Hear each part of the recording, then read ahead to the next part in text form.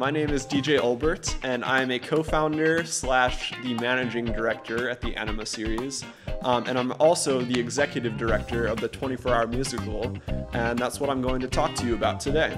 So in January of 2010, I was a junior in college, and I had sort of jumped around between different schools. I was on my third different university, and I really didn't know what I wanted to do with my life.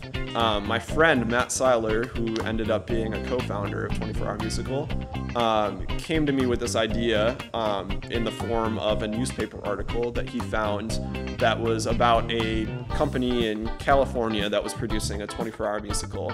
And he had proposed, like, hey, what do you think about doing something like this summer?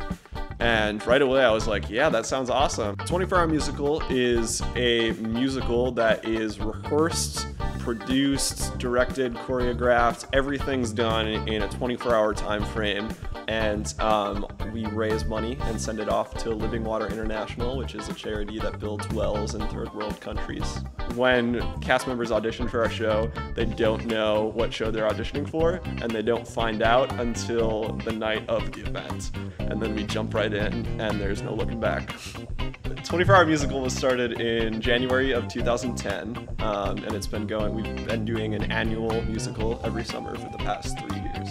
Pretty early on in the process, we had a conversation about just doing this for charity. It was sort of like this random idea that someone just threw out there, and it ended up sort of taking over the event, and today that's basically the main focus of the event. We've raised over $10,000 for Living Water International and have aided in the construction of 3 wells in third world countries across the world. There were a lot of challenges. Everyone involved in the project, on the planning side of things, we were all college students, and we had never really headed up a project like this before. The actual day of the events, we sort of went in terrified. All of us had butterflies in our stomach. The reception the first year was pretty insane.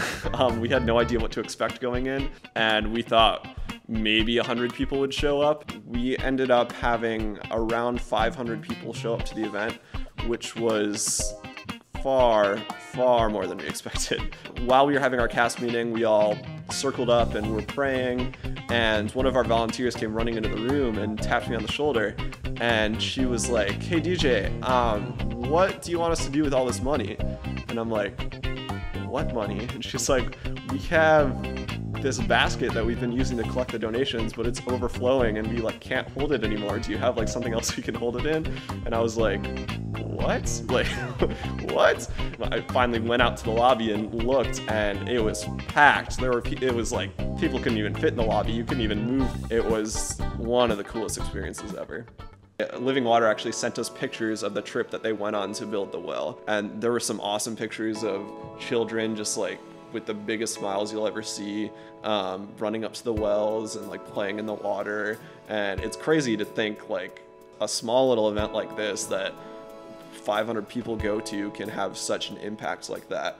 It literally changes their lives. There were some times where it got really tough, and as a team we sort of had to re-huddle and sort of cast the vision of why we were doing this together. I think the most important thing is realizing that we're doing this for something that's bigger than our friendships, that's bigger than our community, that's bigger than this musical that we're putting up. We made it about the cause, and in doing that, that made the show better.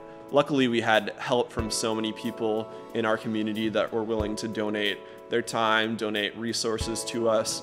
For anyone else that would ever want to do a project like this, I'd say to make sure that you're super passionate about it. Something I've learned in my life is if I'm passionate about something, it's gonna succeed. It's gonna be tough. You're gonna face challenges.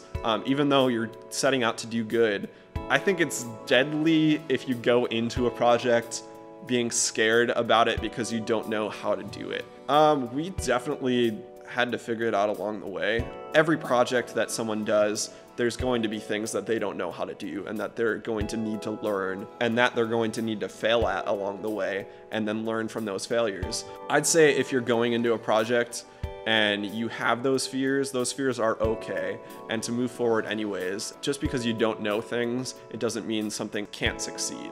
One of my good friends once said to me that if you are getting involved in a project that is faith-based at all, you need to cover that project with prayer. I've learned that when something is doing well, that is faith-based especially, that is when Satan is going to try to attack it. And when something's succeeding, that is when you have to be most cautious.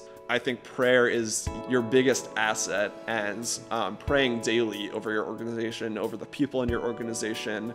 If you're mindful of that, and if you can recognize Satan working within your organization and cast him away, then you can be successful. I eventually aspired to start my own theater company, and I can't picture another way to get the experience of starting a theater company than starting this project.